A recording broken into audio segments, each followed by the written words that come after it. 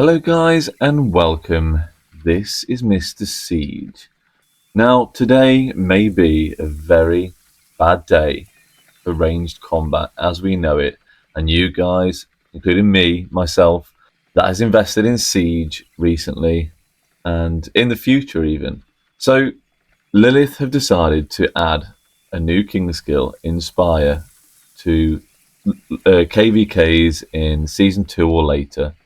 And we're going to have a bit of a talk about this, talk about the implications it has on Siege or the future of engineering, where Lilith seems to be going with Siege right now. Maybe a bit confusing, I don't know myself. So guys, stick around, we'll have a chat, see what you guys think, and don't forget to like and subscribe if you enjoyed, but stick around and watch the rest of the video.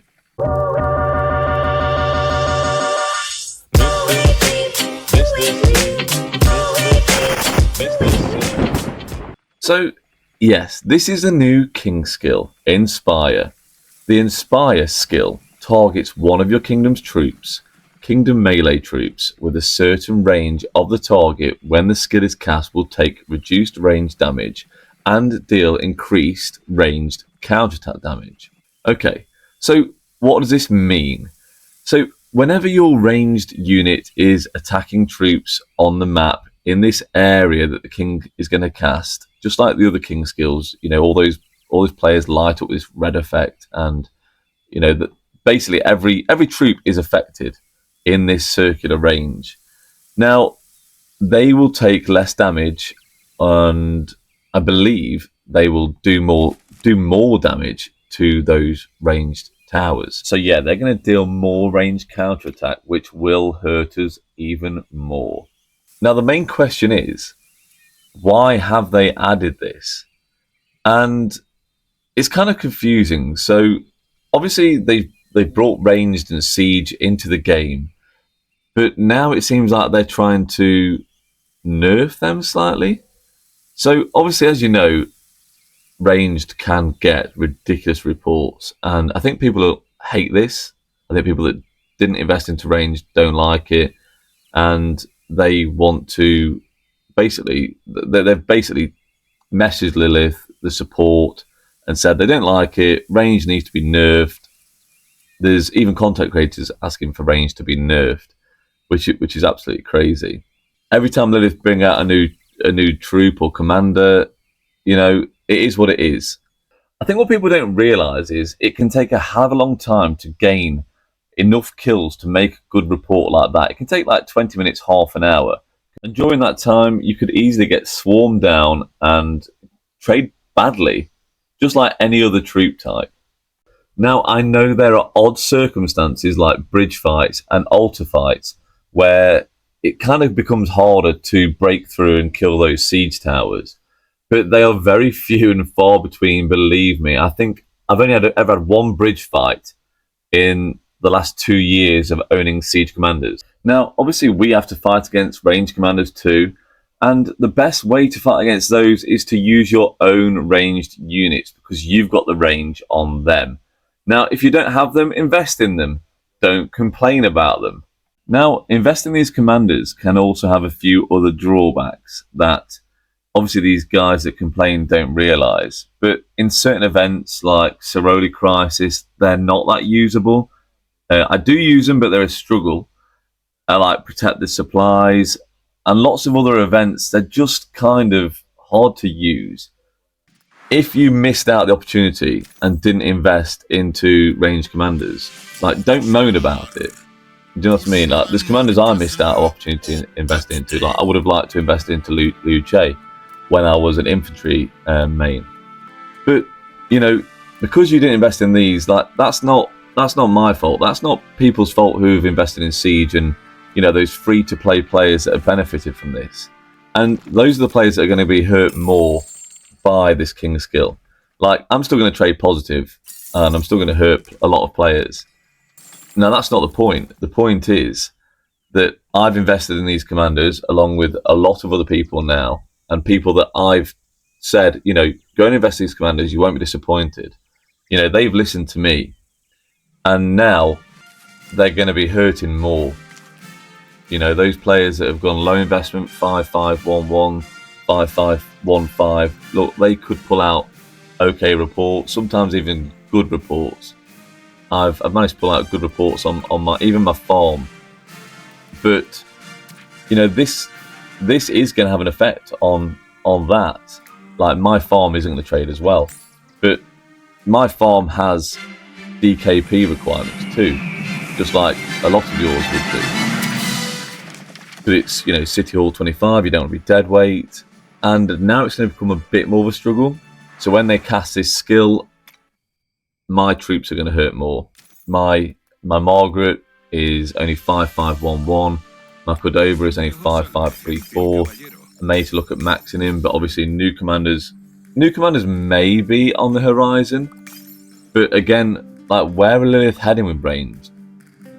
Is this the end of ranged? Are these the last commanders we're going to see of these siege commanders that can fire at range? I don't know.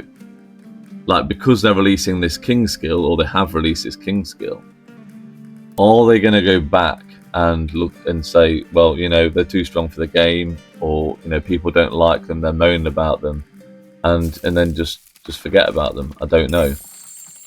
You know, the future was bright. I thought they were going to bring out a new siege civilization, new city skins, the epic siege commanders. I mean, epic siege commanders probably won't be worth investing into now. You know, they're going to get nerfed on the field, depending if they're going to actually use these new skills or not.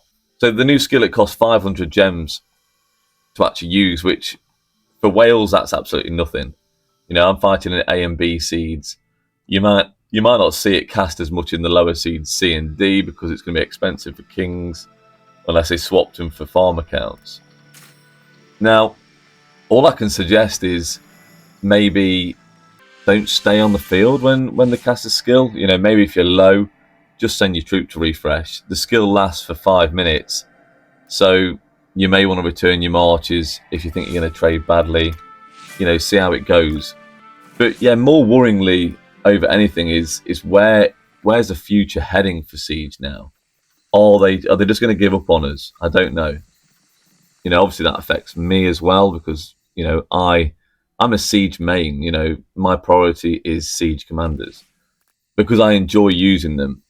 That's the main reason. Yeah, they get good reports a lot of the time, depending how you operate them on the field. You know, some people actually think you send them out to a field, set up a tower, and you're good to go. That's done. And that isn't the case. Lilith should know that, but people have been complaining about it, saying that you can just literally go AFK. And that's not the way I fight. I put my troops in the middle of the ball. If a ball gets pushed back, you are in danger. You've got around 7 or 8 seconds to take your tower down, and you are going to get swarmed. There's been plenty of times where I've had bad reports from being swarmed. You know, I might not show these reports all the time, but, you know, they're not great. Some of these aren't great. Yes, some of them are good, but a lot of these aren't so good. So I've put a lot of universal sculptures into these commanders and a hell of a lot of gems. So this equipment, you can't get any of this siege equipment from crystal chests. You can't get any of this equipment from Lucerne scrolls like the other marches. These are all only available on events like Hunt for History. Now, as we know, that's very costly in gems. I'm an extremely low spender, so all my gems go into these events. A lot of you that invest in Siege, that'll be the same for you, because you may be a low spender or free to play. Now, that's already a bit of a knockback and a nerf on Siege commanders as it is. Now, again, armaments you're investing in, you can only invest in V formation. So, whereas like your infantry, where you can invest in wedge or your arch formation, you can run those on other commanders. You know, you can run those on archer, you can run them on your cavalry if you wanted to. where with Siege and the V formation, you can't use V formation on any other troop type, so you are very limited. Now, is that not nerfed enough? What do you guys think? Also, we are limited on city skins. A lot of us, the low spenders and free to play, we can't go for Zenith skins because it's just going to cost a huge amount of speed ups, resources that we don't have. I use my speed ups and resources purely for fighting. I don't push gold head events or anything like that either. I can't. But like I say, engineering is super costly. Yeah, we're not Wales, but you're using pretty much all universal sculptures on these commanders. I can't spin wheels because the gems for the wheels need to go into equipment. They can't go into spinning for heads. It's usually unlock only. Again, with Gorge Yamada, he had a ton of gold heads put into him. 50 from the event, 640 universal sculptures. The upgrade cost of stars is expensive too. Lilith, you can't expect people to invest into a troop type and then you nerf them. If it was any other troop type, like cavalry, infantry, or archers, and you brought out a specific skill to hinder them, there's going to be a lot of complaints. Just because the siege community is small and you're not going to get that huge amount of complaints like you would for other troop types, doesn't make it right, in my opinion. Yes, it's not going to have a huge effect, like I say, but it's enough of an effect that it is going to bother players. And a 45-minute cooldown of this skill isn't long enough, in my opinion. I did expect to be sort of 90 minutes at first. It's only a 500 gem cost, which is just nothing. So, guys, let me know what you think. But apart from that, a lot of the other upgrades are fantastic. I noticed level 8 nodes in the Home Kingdom. Obviously, higher barbs, higher forts. That's fantastic. It makes Home Kingdom actually more interesting. It's worth going back to. Well, guys, that's kind of my rant over. And finally, would I still invest in Siege? Yes, of course I would. And I would still recommend you guys to invest in Siege.